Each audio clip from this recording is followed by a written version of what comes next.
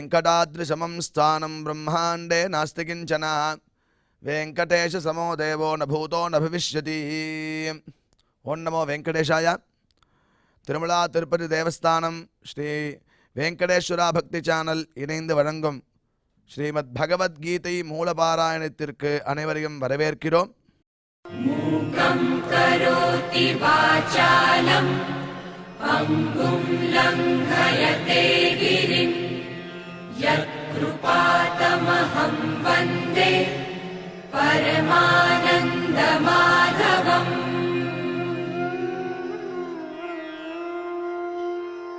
करारविन्देन पदारविन्दम् मुखारविन्दे विनिवेशयन्तम् वटस्य पत्रस्य पुटे शयानम् बालं मुकुन्दं मनसा स्मरामि.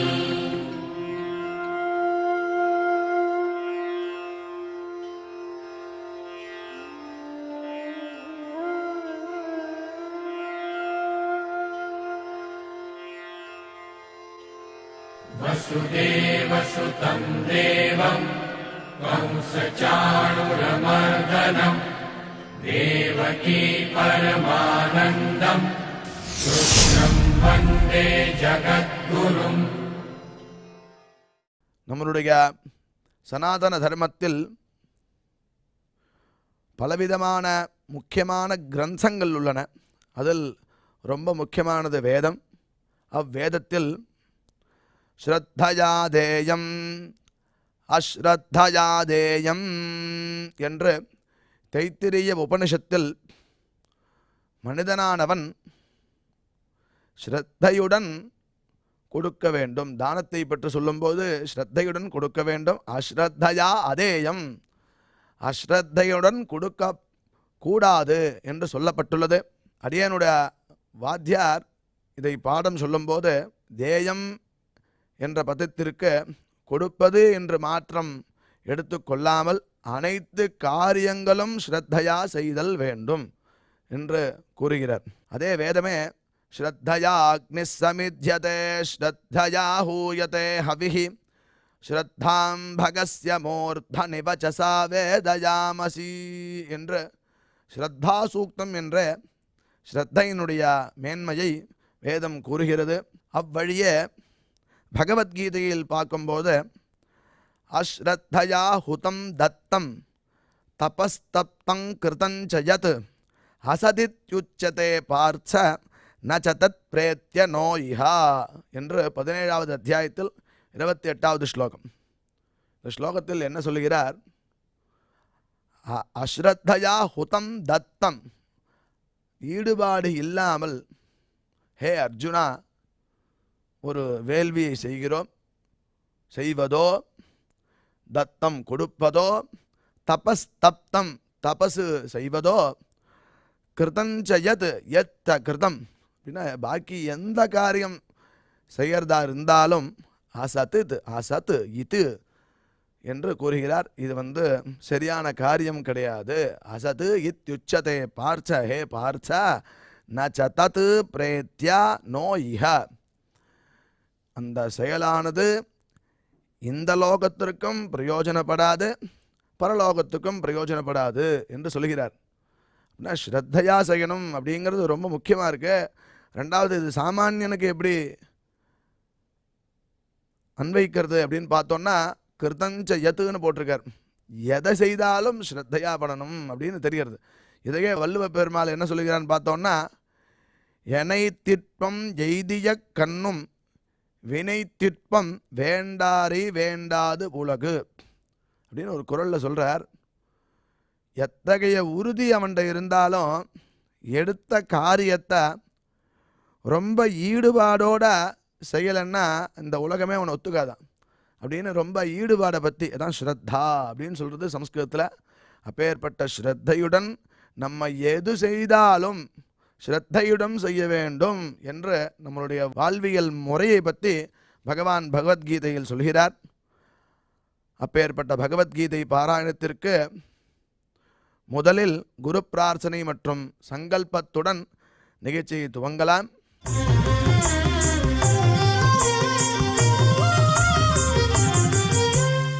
श्रीगुरु प्रार्थना।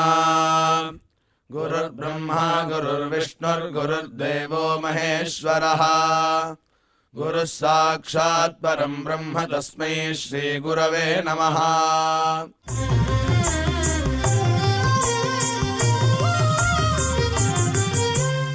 श्रीनिवास प्रार्थना। नमः क्षीराब्धिनाथाय वैकुण्ठाचलवासिने मुकुन्दाय नमो नित्यम् अनन्ताय नमो नमः।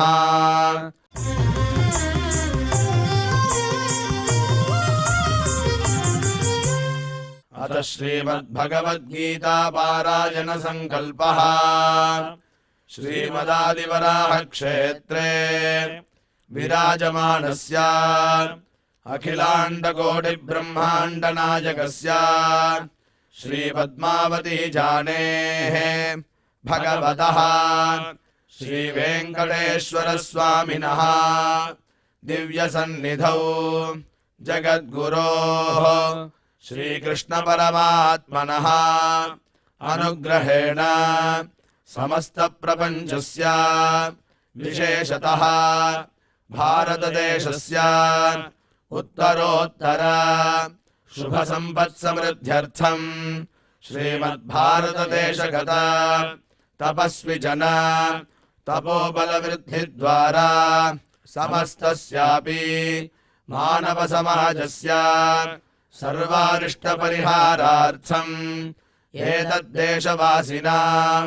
सर्वेषां सज्जनानां योगक्षेमार्थम् राष्ट्रविरोधिनां निबर्हणद्वारा जनानां चित्तशान्ति चित्तस्थैर्य सन्तोषादि अभिवृद्ध्यर्थम् एतद्देशवासिनां परस्परविद्वेष परस्परनिन्दा परस्परहिंसादीनां निवृत्त्यर्थम् परस्परसौमनस्य सिद्ध्यर्थम् समस्तपापक्षयार्थम् श्रीमन्नारायणप्रीत्यर्थम् श्रीपरमेश्वरप्रीत्यर्थम् श्रीमद्भगवद्गीतायाः अखण्डपारायणम् करिष्यामहे।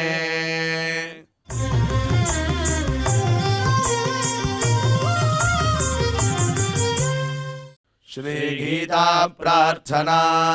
श्रीवत्साङ्गं महोरस्कं वनमाला विराजितम् शङ्खचक्रधरं देवं कृष्णं वन्दे जगद्गुरुम्।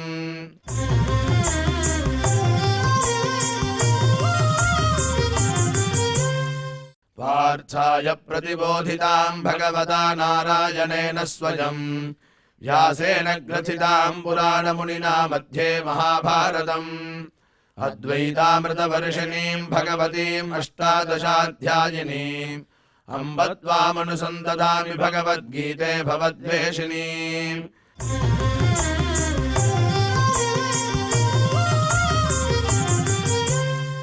श्रीवेदव्यास प्रार्थना।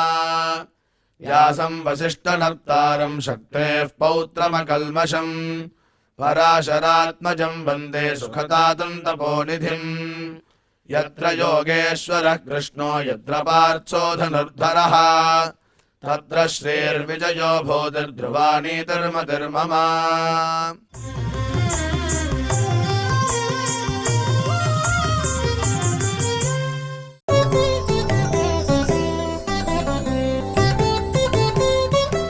न तु मां शक्यसे द्रष्टुमनेनैव स्वचक्षुषा दिव्यं ददामि ते चक्षुः पश्य मे யோகமேஸ்வரம். இப்பொழுது ஸ்ரீ உவே அனந்த பத்மநாபாச்சாரியார் சுவாமிகள் ஸ்லோகங்களின் அர்த்தங்களை நமக்கு விவரிப்பார். அதை மனதில் வாங்கிக் கொள்வோம்.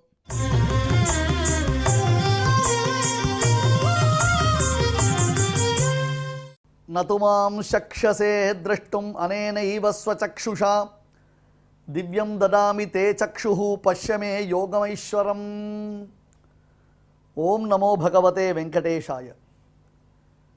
பகவத்கீதையினுடைய நடுநாயகமான த்விதீய ஷட்கம் சுவாமி ராமானுஜர் பகவத்கீதையை 3 ஷட்கங்களாக, அதாவது ஷட்கத்ரயம்னு சொல்கிறோம் இல்லையா, 6 6 6 என்பதாக டிவைட் பண்ணி காமிச்சிருக்காரு நமக்கு. முதல் 6 அத்தியாயங்கள் நாம் கர்மயோகத்தையும் ஞான யோகத்தையும் பார்த்தோம். அந்த கர்மயோகத்தில் அடங்கி இருக்கக்கூடிய ஞான பாகத்தினுடைய பெருமை வெகு விஸ்தாரமாக சொல்லப்பட்டது.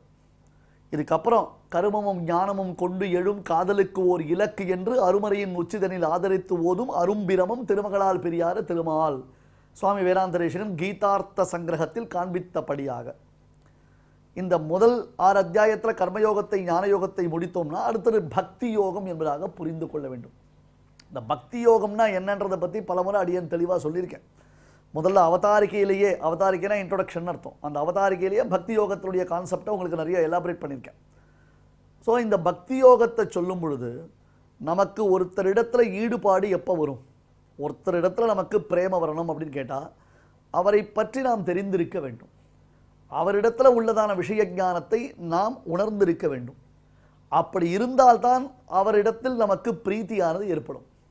இப்போ அர்ஜுனன் கிருஷ்ணன் இந்த 2 கேரக்டர், இந்த 2 கேரக்டரை நாம் எப்படி யோசிக்கணும், பரமாத்மா பரமாத்மா தான்.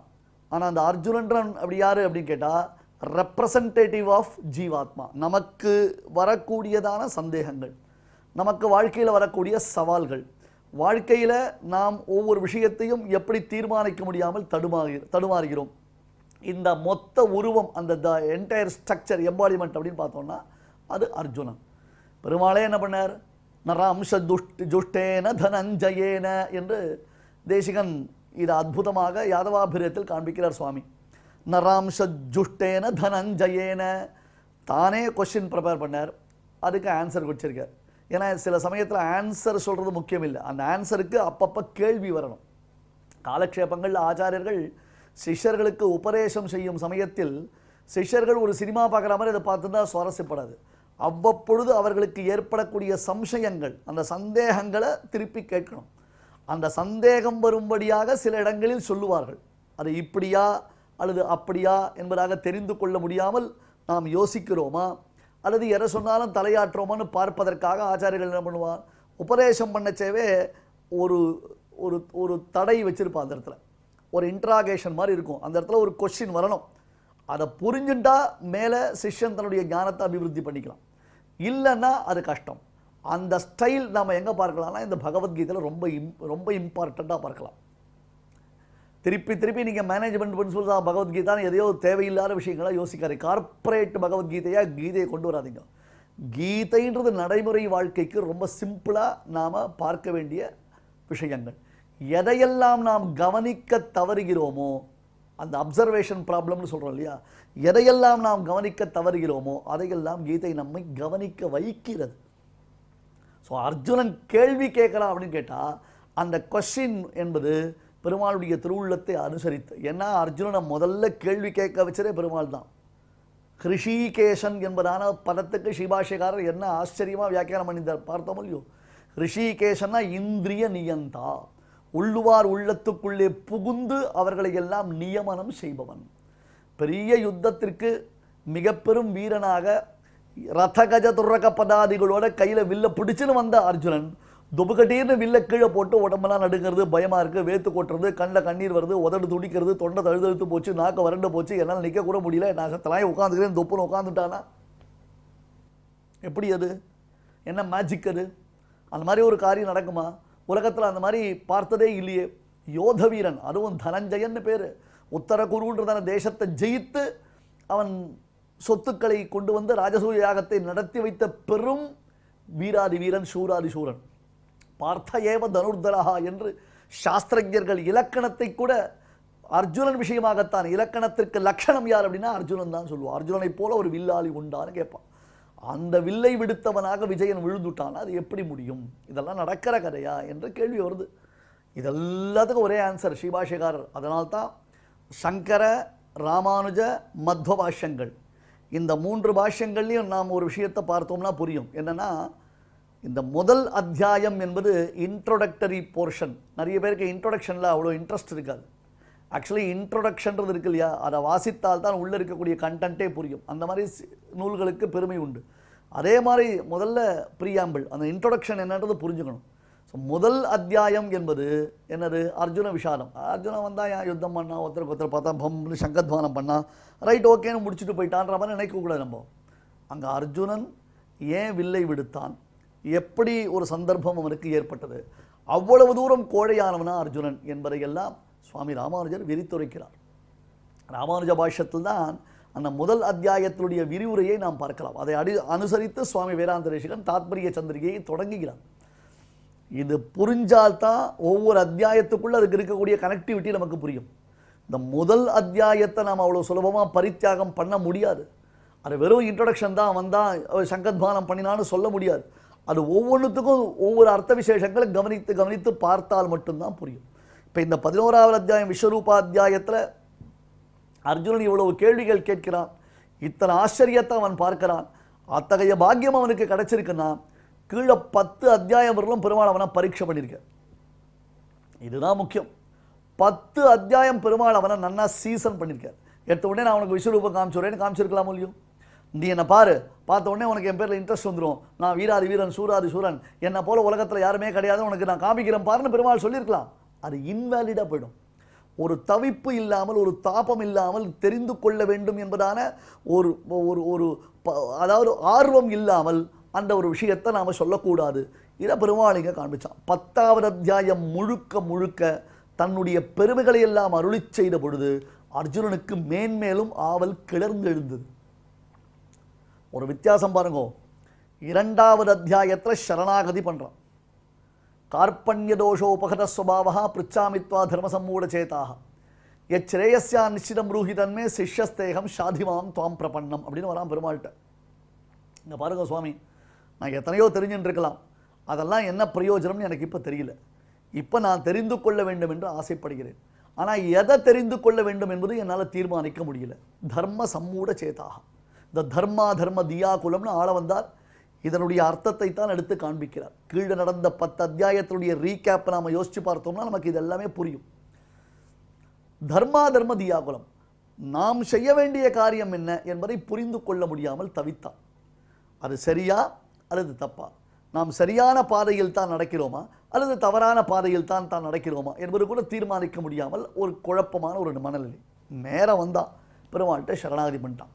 இந்த ஸ்ரேயஸு பிரேயஸ் என்பதான 2 வார்த்தைகள் உண்டு. இது உபனிஷத் வார்த்தை.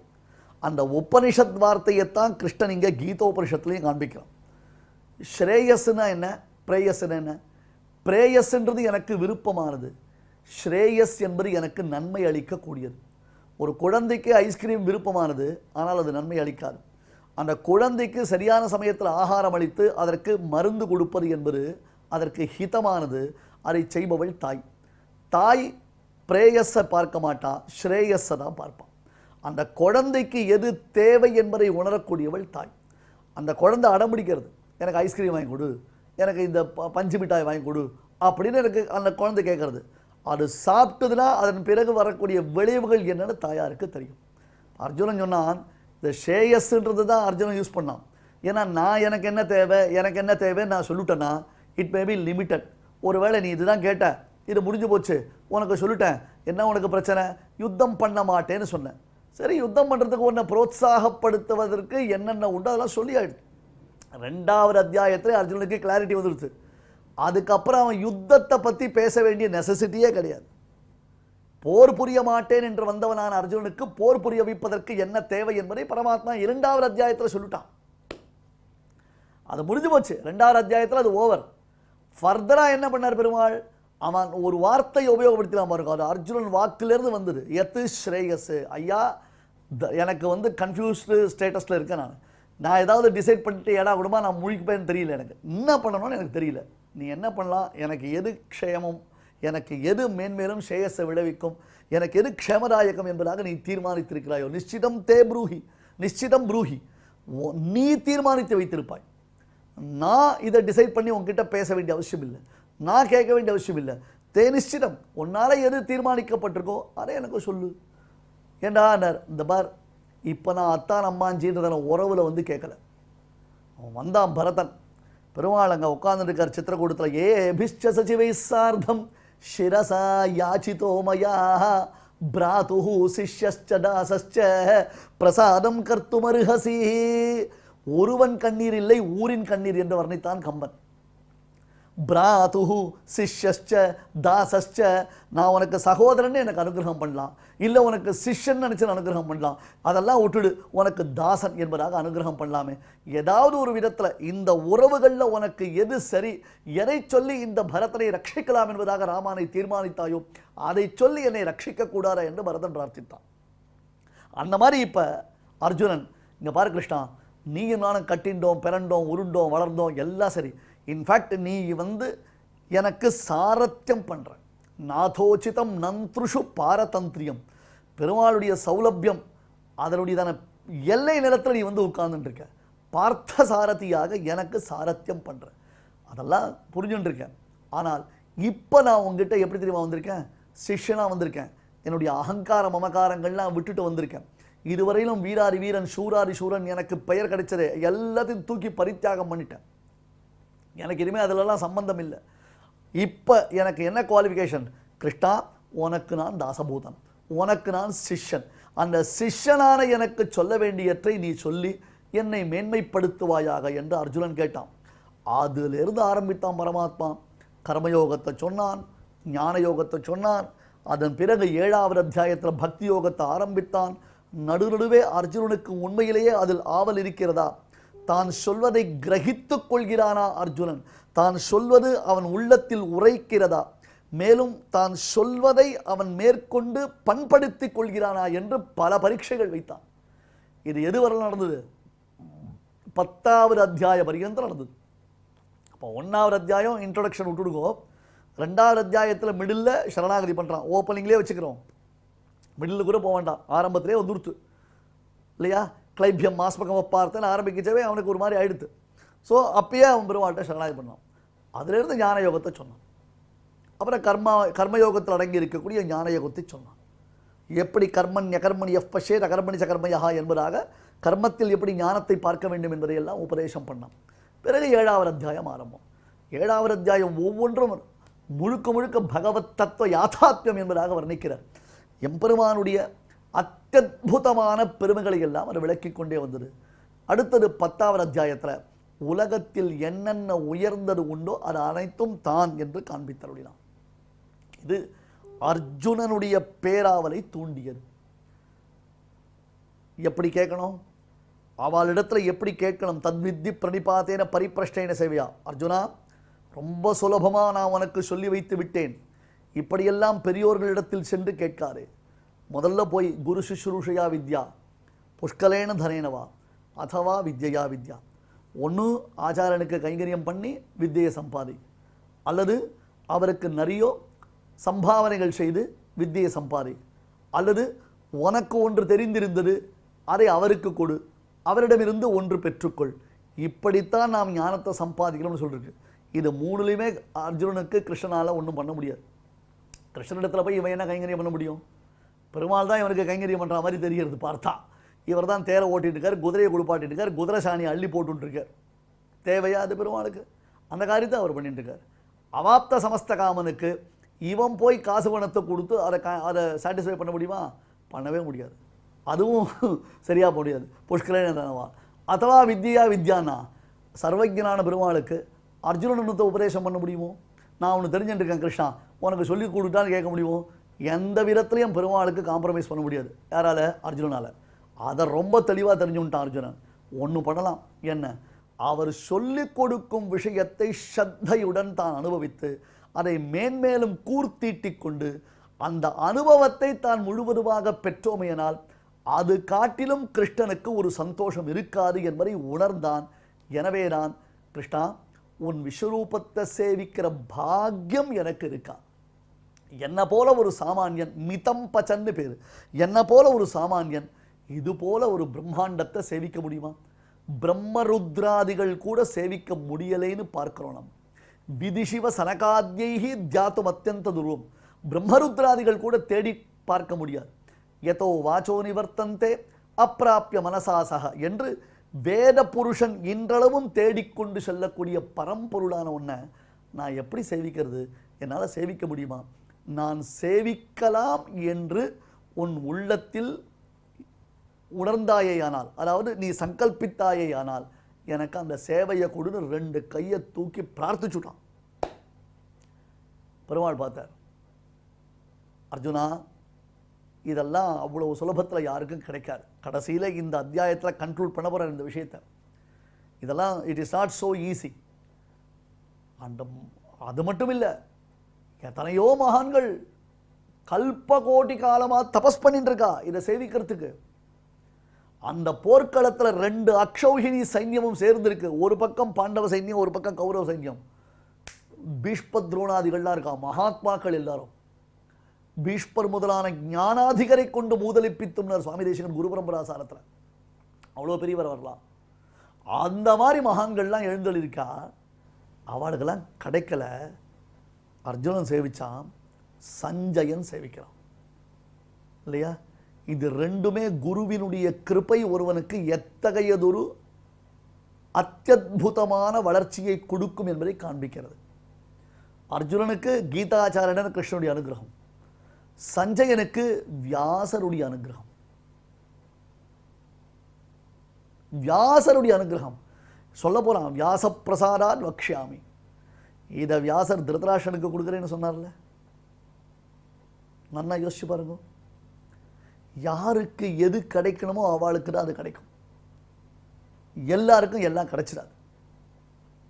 அது பகவத் சங்கல்பம். ஈஸ்வரஸ்ய சௌஹார்தம் அப்படின்னார். ஒரு சத்குருவை அடைவதற்கு 6 விதமான காரணங்கள் சொல்லப்படும் பொழுது அதற்கு முதல் ரீசன் என்ன அப்படின்னு கேட்டால் எம்பெருமானுடைய கிருபை என்பதாக வர்ணிக்கிறார். இங்கே திருதராஷ்டிரன் கூப்பிட்டு கேட்டான் வியாசரிடத்தில், இந்த போர் எப்போ முடியும், இந்த போரினுடைய ரிசல்ட் என்ன அப்படின்னு கேட்டான். எதோ தர்மஸ்ததோ ஜெயஹானர் வியாசர். எங்கு தர்மமோ அங்கே தான் வெற்றி அப்படின்னார். இப்போ எங்கு தர்மம்னர் எதோ தர்மஸ்தத கிருஷ்ணா எத்திர கிருஷ்ணஸ்ததோ ஜெயஹானர். எங்கே தர்மம் இருக்கோ அங்கே கிருஷ்ணன் இருப்பான், எங்கே கிருஷ்ணன் இருக்கானோ அங்கே வெற்றி நிச்சயம். எத்திர யோகேஸ்வர கிருஷ்ணோ எத்திர பார்த்தோ தனுர்தரஹா தத்ர ஸ்ரீ விஜயோ பூதிர் துருவானைத்திர் மந்திரிமா. கீதையினுடைய முடிவில் சஞ்சயன் சொல்லக்கூடிய வாக்கியம்.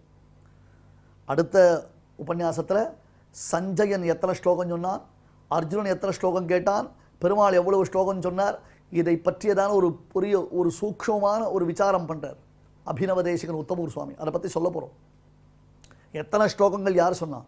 இப்போ எவ்வளோ புஸ்தகம் வந்துடுத்து, ஆளாளுக்கு ஒன்று சொல்லிட்டு இருக்கா.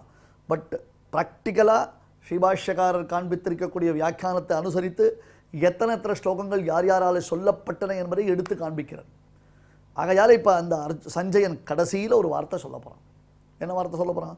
எங்கு வில்லை கையில் பிடித்தவனான அர்ஜுனனும் உடன் எம்பெருமானும் கிருஷ்ணனும் இருக்கிறார்களோ அங்கே வெற்றி நிச்சயம்னு சொல்ல போகிறான்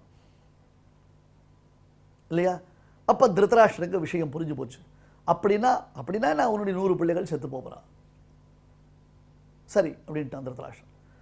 இருந்தாலும் அவனுக்கு போரை பார்ப்பதற்கு ஆவல். எப்படி போர் நடக்கிறதுன்னு பார்க்கணும்னு ஆசைப்பட்டேன். சரி உனக்கு கண்டு கொடுக்குறேன் வியாசர், நீ வேணா போரை பார். இல்லை என் பிள்ளைகள் இறப்பதை பார்ப்பதற்கு நான் தயாராக இல்லை, அதற்கு பதில் வேற அப்படின்னா. இங்கே பாருங்க, திருதராஷ்டிரனை போல ஒரு பேராசைப்பை உலகத்தில் பார்க்கவே முடியாது. என்ன மாதிரி தம் பிள்ளைகள் 100 பேர் செத்து போகிறான்னு தெரிஞ்சு கூட அந்த யுத்தத்தை நிறுத்துறதுக்கு பிரயத்தனப்படல. இந்த மாதிரி தான் நமக்கு சில காரியங்கள் தப்புன்னு தெரியும், சில காரியங்கள் நடக்கக்கூடாது தெரியும், சில காரியங்கள்லாம் நமக்கு தீமைகள் விளையும்னு தெரியும், நம்மளால் அதை நிறுத்த முடியாது. அந்த புத்தி திருதராஷ்டிர புத்தி. யுத்தத்தையும் பார்க்கணும், தனக்கும் கண்ணு வேண்டாம். அவனுக்கு கண்ணு கொடுத்துருந்தா இந்த விஸ்வரூபத்தை சேவிக்கிற பாக்கியம் கிடைச்சிருக்கும் இல்லையோ? அந்த விஸ்வரூபத்தை சேவிச்சிருந்தானா ஒருவேளை அட்லீஸ்ட் இந்த 11வது நாள் பீஷ்மர் 10வது நாள் இரவு யுத்தத்தில் விழுந்தாரே, 11வது நாள் தானே சஞ்சயன் கீதையை உபதேசம் பண்ணிட்டு இருக்கான்.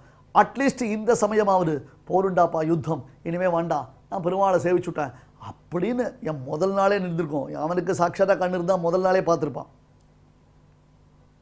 இன்னும் இப்படி கூட நம்ம லாஜிக்காக யோசிக்கலாம். முதல் நாளே கூட பார்த்துருப்பான். ஏன்னா யுத்தம் தான் அவனுக்கு நேரம் தெரிய போகிறதே இல்லையா?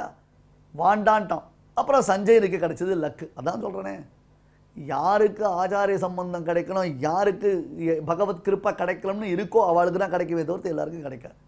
இங்கே சஞ்சயனுக்கு கிடைச்சது, திருதராஷ்டிரனுக்கு கிடைக்கல. திருதராஷ்டனுக்கு அது சித்திக்கலை.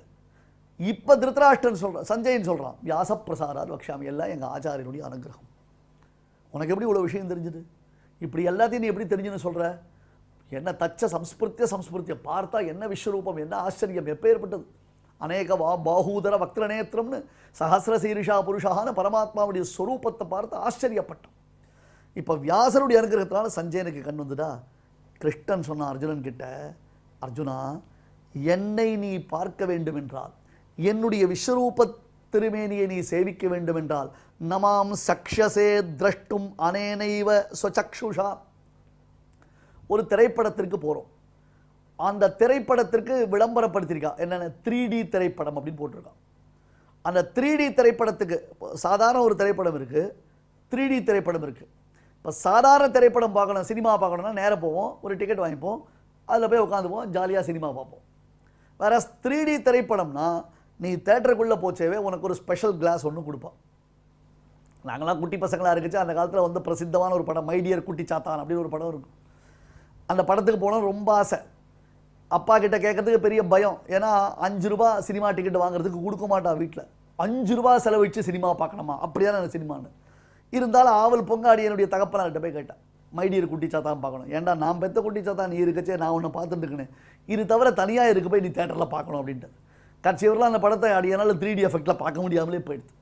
அதனால் அந்த ஒரு கண்ணாடி போட்டுண்டு தான் உள்ளே போகணும் இல்லையா? அந்த கண்ணாடி போட்டு உள்ளே போய் சினிமா பார்க்குறான்னு பார்க்கலாம். இதான் அந்த சினிமானா, அந்த சினிமாவில் கிட்டக்க வரா மாதிரி இருக்கும், விஷுவல் இம்பேக்ட் ரொம்ப அற்புதமாக இருக்கும். இப்போ அதற்கு வர்ச்சுவல் ரியாலிட்டின்னு வச்சுட்டோம். நம்மளை சுற்றி எல்லோரும் இருப்பா, ஆனால் ஒரு காகுள் மாதிரி ஒன்று போட்டுட்டோன்னா அது உள்ள மட்டும் உனக்கு நிகழ்வுகள் இருக்கும். அதை பார்க்கும்பொழுது உனக்கு ரோமாஞ்சம் ஏற்படுறது. ஒருத்தன் பள்ளத்தில் உருள்ற மாதிரி கீழே இங்கேயே உருள்றான், ஓன்னு கத்துறான், யாரோ தன்னை அடிக்க வர மாதிரி பார்க்குறான். காரணம் என்ன? அதை போட்டுட்டோன்னா, அந்த வர்ச்சுவல் ரியாலிட்டி கிளாஸை போட்டுட்டோன்னா நம்மளை சுற்றி இருக்கிறவாளுக்கு நமக்கு உள்ளே என்ன நடக்கிறதுன்னு தெரியாது, நாம் எதை பார்க்குறோன்னு தெரியாது. ஆனால் அவனுக்கு மட்டும் தெரியும், அவனுடைய தேகத்தில் எல்லா விதமான ரியாக்ஷனும் வரும். அதே மாதிரி தான் இப்போ பெருமாள் அர்ஜுனனுக்கு கொடுக்குறார். திவ்யம் ததாமி தே சக்ஷோ, நான் உனக்கு ஒரு கிளாஸ் கொடுக்குறேன், இதை போட்டுக்கோ. இதை போட்டுண்டா மட்டும்தான் என் விஸ்வரூபத்தை நீ சேவிக்க முடியும். திவ்யம் ததாமி தே சக்ஷு பஷ்யமே யோகம் ஐஸ்வரம். ஏன்னா இந்த யோகேஸ்வரன்றதான சப்தம் இருக்கு பாருங்க. இதற்கு முன் ஸ்லோகத்தில் யோகேஸ்வர ததோமீனம் தரிசயாத்மானம்னார். ஹே பிரபோ தேவதேவா யோகேஸ்வரா, நிரங்குஷமான ஐஸ்வர்யத்தை உடையவன் அர்த்தம். நித்திய விபூதிக்கும் லீலா விபூதிக்கும் நிர்வாககன். அடுத்தது குணங்களால் உயர்ந்த வள்ளல் என்பதாக அர்த்தம். இப்படி பல பிரகாரமான அர்த்த விசேஷங்கள் காண்பிக்கப்பட்டது. எனவே மே யோகம் ஐஸ்வரம் யோகம், என்னுடைய அசங்குச்சிதமான யோகத்தை, என் அசங்குச்சிதமான ஐஸ்வர்யத்தை பார்க்க வேண்டும் என்று ஆசைப்பட்டாயானால் அர்ஜுனா, இந்த மாம்ச சக்ஷுசுக்கு தெரியாது, இந்த மாம்ச சக்ஷுசுக்கு தெரியாது. இது வெறும் கண்ணு. இந்த கண்ணால் நீ எவ்வளோ தூரம் பார்க்க முடியும்? 100 மீட்டர் பார்க்க முடியுமா? 200 மீட்டர் பார்க்க முடியுமா? அவ்வளோதான் பார்க்கலாம். அதுக்கு மேலே இருக்கச்சே ஸ்தானுருவா புருஷோவா அப்படின்னு பார்ப்பேன். அங்கே இருக்கிறது கம்பமா அல்லது மனுஷனா? ஒருத்தன் மனுஷன் நின்றுட்டு இருக்கான் தூரத்துலேருந்து, உனக்கு கேட்ராக்டு, அப்போ கண்ணை கசக்கி கசக்கி பார்க்குற, அங்கே நிற்கிறது மனுஷனா இல்லை கம்பமானு உன்னால் ஒரு கிளாரிட்டி உனக்கு வரல. அதே வெளிச்சம் வந்துடுத்து, அங்கேருந்து அவன் அசைஞ்சு வந்தான், ஓகே கம்பம் இல்லை மனுஷன் தான் அசைஞ்சு வரான்றது தெரியுது. பும்ஸ்துவே தத்வேன திருஷ்டே என்றார் சுவாமி தேசிகன் ஸ்ரீமத் ரகசிய திரைசாரத்தில். பும்ஸ்துவே தத்வேன திருஷ்டே, பரம்பொருள் என்பது தத்துவத்தினால் அறியப்பட்டதாகில் சந்தேகமே வராது. அந்த ஒரு கான்ஃபிடன்ஸ் வந்துடும். அந்த தத்துவம் என்பதை காண்பிக்க வேண்டும். இப்போ பரமாத்மாவுடைய அத்தியுதமான விஸ்வரூபத்தை அர்ஜுனன் சேவிக்க வேண்டும் என்றால் அவனுக்கு சாமானியமான கண்கள் இருந்தால் போராது. அதற்காக ஸ்பெஷல் ஐஸ் உனக்கு கொடுக்குறேன். சொல்லிட்டு என்ன பண்ணார்? ஃபார் யுவர் ஐஸ் ஒன்லி அப்படின்னார். ஏ அர்ஜுனா, இத்தனை பேர் நடுவில் நீ மட்டும்தான் என்னை சேவிக்க முடியும். பக்கத்தில் பீஷ்ம துரோணாதிகள் இருக்காளே, அவளாம் சேவிச்சாளா? அவளுக்கு என்னமோ நடக்கிறதுன்னு தெரிஞ்சுதா? அவளுக்கு ஒன்றுமே புரியல. அந்த டைம் லேப்பில் டைம் அட்ஜஸ்ட் பண்ணால் அத்தனை பேர் ஸ்டில்லாக நின்றுவா பாருங்க, ஃப்ரீ சைடுவா பாருங்க. அந்த மாதிரி தான் அந்த போர்க்களத்தில் நடந்திருக்கணும் போல இருக்கு. என்ன நடந்ததுன்னு அவளுக்கு தெரியாது. ஆனால் பெருமாள் விஸ்வரூபத்தை காண்பித்தார். ஆழியட சங்கும் வில்லுமிட முடி பாதமிட அப்பன் மோழையடன்னு பூமியையும் ஆகாசத்தையும் வியாபித்து கொண்டு இருந்ததை பார்த்து அர்ஜுனன் வியப்புற்றான். நதுமாம் சக்ஷசே திரஷ்டும் அனேனைவ ஸ்வசக்ஷுஷா திவ்யம் ததாமி தே சக்ஷுஹு பஷ்யமே யோகமைஸ்வரம். ஸ்ரீமதே பகவதே பாஷ்யகாராய நமஹ. இப்பொழுது அடியேன் சொல்றதை எல்லாரும் திருப்பி சொல்லுங்க. நது மாம் சக்யசே திரஷ்டும் நது மாம் சக்யசே திரஷ்டும் அனேனைவ ஸ்வசக்ஷுஷா அனேனைவ ஸ்வசக்ஷுஷா திவ்யம் ததாமி தே சக்ஷுः திவ்யம் ததாமி தே சக்ஷுः பஷ்யமே யோகமைஸ்வரம். பஷ்யமே யோகமைஸ்வரம். இப்பொழுது இந்த ஸ்லோகங்களை நாம் அனைவரும் சேர்ந்து பாராயணம் செய்வோம். நது மாம் சக்யசே திரஷ்டும் அனேனைவ ஸ்வசக்ஷுஷா திவ்யம் ததாமி தே சக்ஷுः பஷ்யமே யோகமைஸ்வரம். தெய்வத்தை ஆராதிக்கும் உன்னதமான வழிகளில் ஒன்றாக இருப்பது நாம சங்கீர்த்தனம். அதை பற்றி சாஸ்திரம் என்ன சொல்கிறது என்றால், தியாயேன் நாராயணம் தேவம் ஸ்நானாதிஷு ச கர்மசு பிராயஷ்சித்தம் ஹி சர்வஸ்ய துஷ்கிருதஸ்யேதி வை ஸ்ருதிஹி. வேதமே டைரக்டாக சொல்கிறது. ஸ்நான பானம் போஜனம் இத்தியாதி செயல்களில் தியாயேத் நாராயணம் தேவம், நாராயண நாராயண நாராயணான்னு சொல்லிண்டே சாப்பிடணுமா, சொல்லிண்டே குளிக்கணுமா, சொல்லிண்டே ஜலம் குடிக்கணுமா, சொல்லிண்டே நடக்கணுமா, சொல்லிண்டே அனைத்து காரியங்களும் செய்யணுமா, நாராயண நாராயண நாராயணான்னு சொல்லணும்னு சொல்கிறது. பிராயஷ்சித்தம் ஹி சர்வஸ்யா, எல்லாத்துக்கும் பிராயஷ்சித்தமாக இந்த தியானம் இருக்குது அப்படின்னு சாஸ்திரம் சொல்கிறது. துஷ்கிருதஸ்யேதிஹி வைஸ்ருதிஹி. ஸ்ருதி டைரக்டாக சொல்கிறது, பெரிய பெரிய பாபங்களுக்கு பிராயஷ்சித்தமாக இந்த நாராயண தியானம் தேவைப்படுறது அப்படின்னு சொல்லி கொடுக்கறது. அப்பேற்பட்ட நாம சங்கீர்த்தனத்தை இப்பொழுது நாம் எல்லாரும் கேட்கலாம். சஞ்சரதர சுதா மதுர த்வனி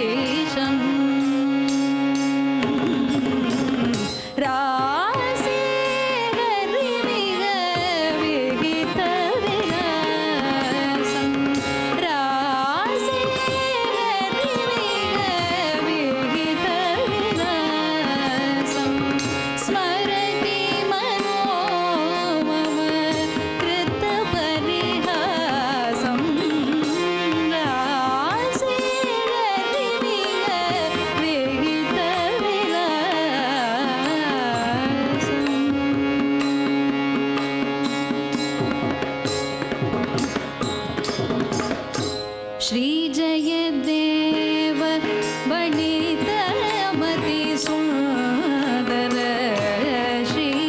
श्रीजयदेव बणितमति सुन्दर श्रीजयदेव बणितमति सुन्दर मोहन मधुरिपूरूपम्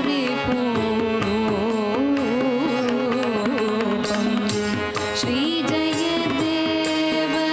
भणितमति सुन्दर मोहन मधुरिपूरूपम् हरिचरण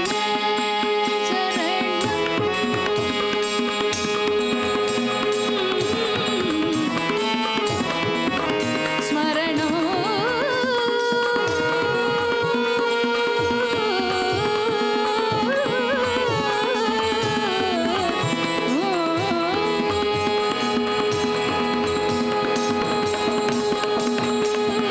हरिचरण स्मरणं प्रति सम्प्रति हरिचरण स्मरणं प्रति सम्प्रति पुण्यवता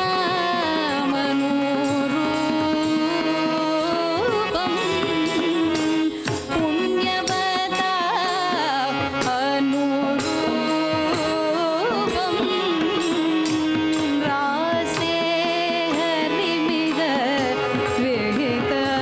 विहितविलासं रासे हरिमिह विहितविलासं रासे हरिमिह विहितविलासं रासे हरिमिह विहितविलासं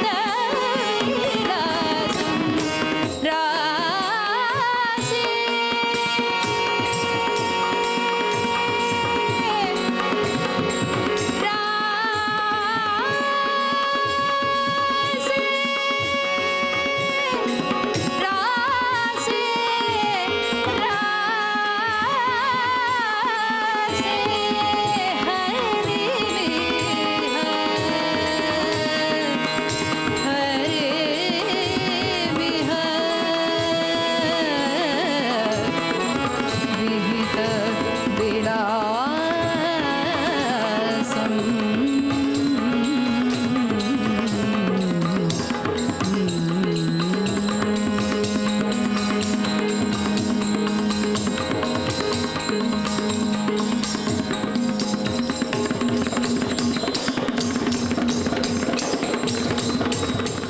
இந்த பாராயண நிகழ்ச்சியில் இதுவரை நாம் செய்த ஸ்லோகங்களில் ஏதேனும் அக்ஷரதோஷம் ஏற்பட்டிருந்தால் அதை நிவர்த்திக்கும் பொருட்டு சுவாமியிடம் க்ஷமா பிரார்த்தனை செய்வோம்.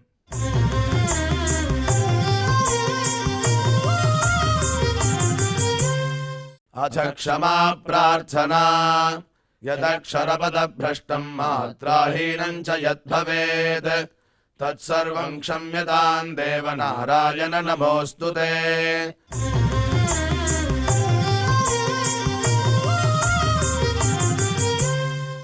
अथ भगवत्समर्पणम् कायेन वाचा मनसेन्द्रियैर्वा बुद्ध्यात्मना वा प्रकृते स्वभावात् करोमि यद्यत् सकलं परस्मै नारायणायेति समर्पयामि।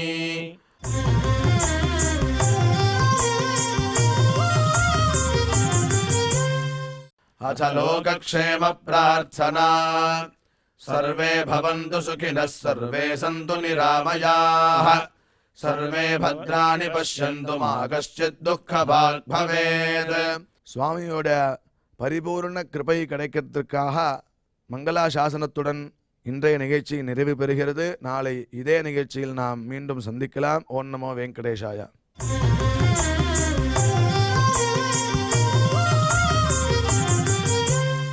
अथ मङ्गलम् श्रियः कान्ताय कल्याणनिधये निधयेऽर्थिनाम् श्रीवेङ्कटनिवासाय श्रीनिवासाय मङ्गलम्।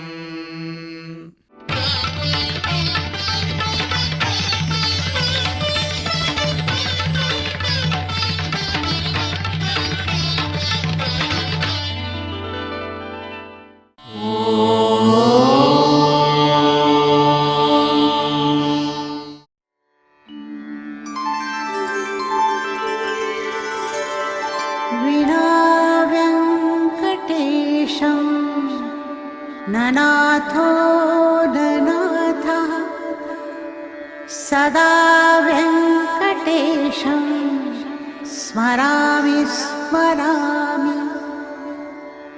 हरे व्यङ्कटेश प्रसीद प्रसीद